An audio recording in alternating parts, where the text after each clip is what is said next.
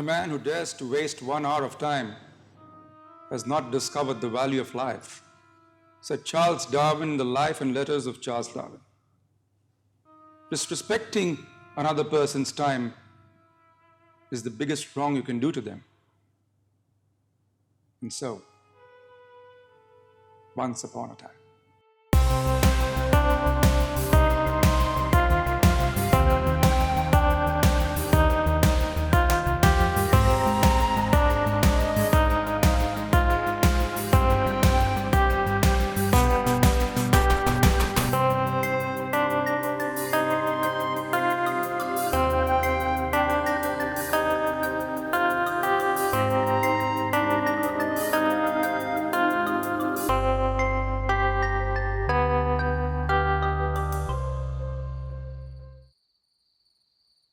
When Dr. Fabian D'Souza woke up early on a Friday morning, he thought it was going to be just another day for him in paradise. It was not. He watched the beggar tap on his window, pleading for alms, and wondered why these poor sods wouldn't get themselves a job. He was, after all, a rag-to-riches story himself. A small-town boy who had put himself through medical school and become one of the best-known orthopedics of the city. People who could not get themselves up the mat deserved no mercy. Dr. Fabian D'Souza looked at his watch as his car drove into a posh gymnasium compound. He was going to be an hour late to get to the clinic, but he knew the importance of an exercise routine and wouldn't let go his 1 hour even on a day of rain and squall. He alighted from his car and jogged to the elevator. He was feeling particularly energetic that morning. The elevator door slid open to reveal a masked man staring at him. Before he had the chance to say, "What the hell?" he felt something hit his head. He drifted into the darkness quite easily. The first thing he felt was the pain in the head. And then, as his eyes grew used to the dull light splattered with a generous amount of darkness, he realized that he was in the basement of some kind.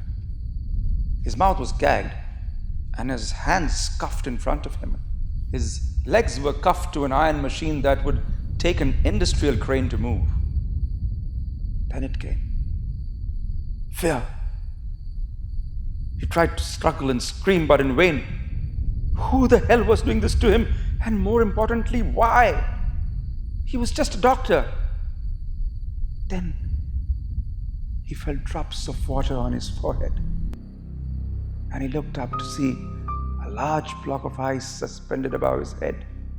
It was there, suspended with the aid of ropes, and embedded inside the block of ice was a set of keys. They are the keys to the handcuffs. A voice boomed on the megaphone kind of sound amplifier. Fabian looked around, but could find no one in the dark. Someone was playing a strange game with him. He was going to find out who it is and have him jailed for a long time. The ice will melt eventually, and the keys will fall close to your hands. The voice continued to address Fabian. It will then be simple to get your hands free. There is another block of ice that you can see behind the huge machine. That is the key to the cuffs that hold your legs. Once your hands are free, you'll be able to get those keys easily as well. Of course, that block of ice will also have to melt to make that happen. Fabian quit struggling and began to study each part of the room carefully. Someone had to be around. I'm sure you're wondering why you are here. If you want to know, shake your head.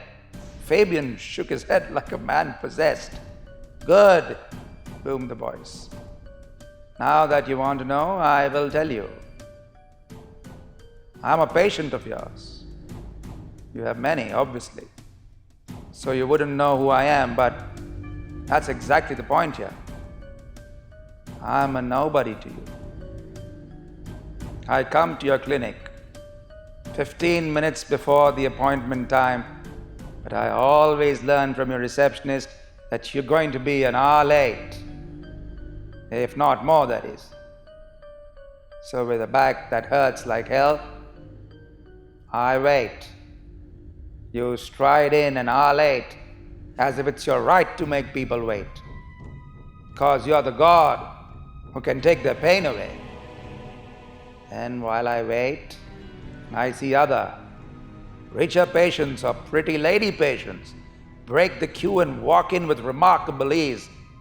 I wait even more. Finally, you see me. And you hurry me up with my appointment so you can catch other appointments. Fabian tried to figure who this patient could be, but he couldn't remember for the life of him. Waiting. It's a curse, doctor. I have no clue why God did not include it as a commandment. Thou shalt not make people wait. When you make me wait, it attacks my self-esteem. It attacks my very soul. It makes me feel that I'm just not important enough. That is a very cruel thing, doctor. Very cruel. I don't know what is worse. The pain in my bones or the blow to my self-esteem. People need you because they don't have the knowledge that you have. Use it wisely, doctor. Making people wait is a part of a power game. It's a power game played by people who constantly need to feel power. The powerful don't need to feel power because they know their power. Fabian by now had stopped struggling. He was listening carefully. The drops of ice water had covered his face and looked like hundreds of sparkling diamonds. He glanced upwards to find there was still a lot of time to go before the key fell. I wish you goodbye, doctor. The rats in this place will make you feel the pain I go through while I wait. Enjoy powerlessness. Enjoy waiting. Fabian began to struggle like a bull in a pen, but the cuffs held tight. Then he heard a sound and he stopped. Rats. He could hear their squeaking. He began to look around in fear. And then something broke inside the great doctor. He began to cry. 2 weeks later, when Dr. Fabian D'Souza walked into his office, he could see that a patient was early for his appointment by 15 minutes. But he looked too old and frail to carry out a kidnapping. The old man watched the doctor go into the office. The doctor was early. The old man smiled.